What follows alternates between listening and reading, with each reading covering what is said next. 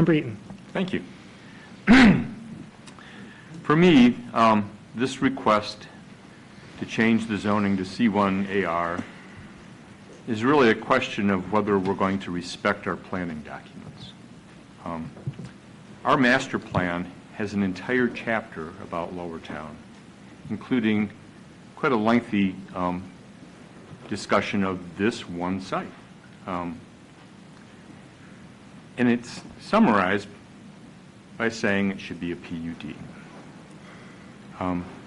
The zoning designation of C1AR is just simply inappropriate for this site for the reasons I think are pretty well explored in the November 13th, 1987 staff memo to the Planning Commission about the original intent of that zoning district. When we disregard our planning documents, we actually create an incentive for developers to come to us with attempts to circumvent our planning documents. We're telling every developer, if you don't like the master plan and if you don't like the designated zoning on a property, just come to us and ask us to change it. I believe that we owe residents a duty of respecting the zoning where they buy their house. They should be able to have a sense of predictability if they buy a $300,000 house in a neighborhood, that the neighboring property isn't suddenly going to be radically changed from one zoning district to another. We have a couple of properties that are going to come forward in the future where developers are going to ask us to make those kinds of changes to residential property zoning districts, seeking PUDs or whatever. For me, a PUD is especially appropriate for this site because it would give us some control over the outcome of the design of this project. It would require more public benefits than we're getting out of this particular site plan. And I would compare it to the Glen Ann project that we're going to be considering soon, which is a site that was zoned a PUD, and a developer came forward with a completely different PUD proposal with considerable public benefit built into it that wasn't required by the zoning, but that was just offered as an incentive for us to approve the zoning change. That's what PUDs offer us, is that we can work more closely with the developer and try to design an outcome that favors the city at large and especially the neighborhood adjacent. This is not a question of whether something will be built on this site. I think it's pretty obvious that this site is quite attractive for development.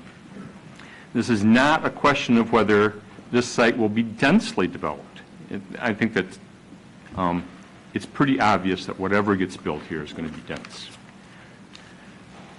This really is a question of whether or not we're going to get everything out of this site that we could, or whether we're going to allow a developer to circumvent our clearly expressed expectations for this property.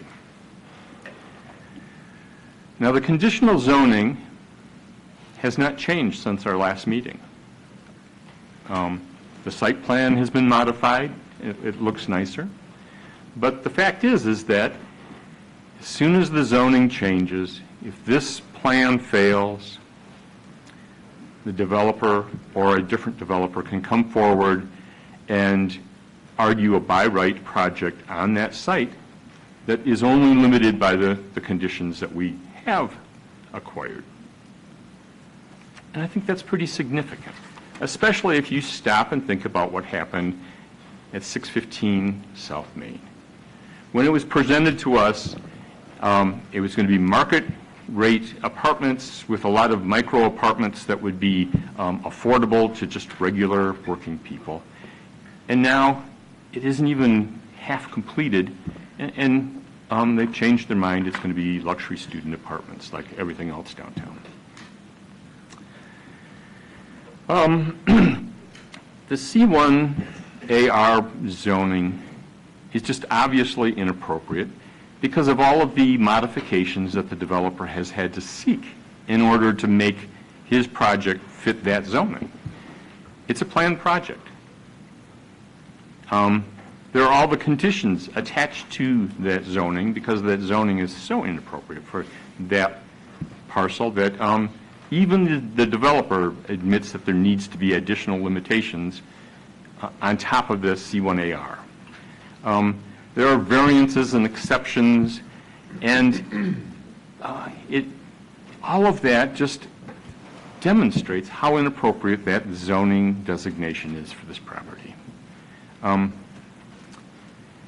To me, it's pretty obvious that it should be a PUD, that a PUD would bring us many of the things that the Glen Ann project are going to bring us, and I could support something quite similar to what we are looking at now if it came forward in a workable form as a PUD.